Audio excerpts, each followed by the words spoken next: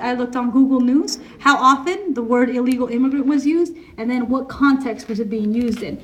And so I did an art project that kind of pulled all those feeds and every minute and constructed a story. And it was so right-wing, which is when you pull all the feeds coming from all of the webosphere that use illegal immigrant, it's kind of shocking because you're like, wow, this is really unbalanced. I mean, this is not talking about immigrants in a fair light.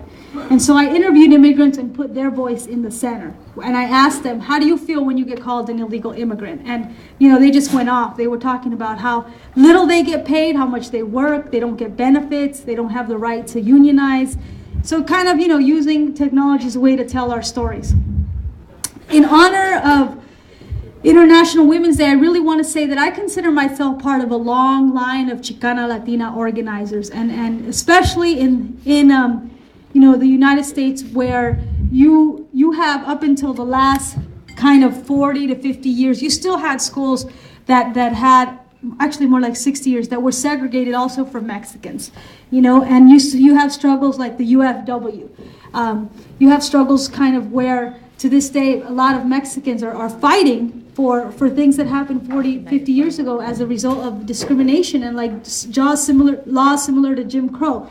So I kind of see myself as someone who is part of that long struggle, and like the woman, the sister here from Sista'hood Festival said, that we are a product of that kind of mass movements that so many of the sisters before us led. And I want to really say that, you know, today on International Women's Day. And I also want to talk about my mother, my mother, who kind of, when I realized the things that that my own mother was going through, I really began to understand how powerful our stories are, what we experienced. My mother came to the United States in 1970, and she had my brother Ricky.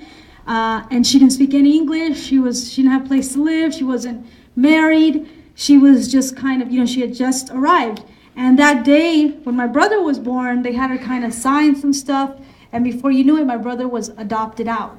And she was trying to figure out what happened, but he had already been adopted out. And once you get put into the system, you can't claim your kid. I mean, it's impossible. It's really, really hard.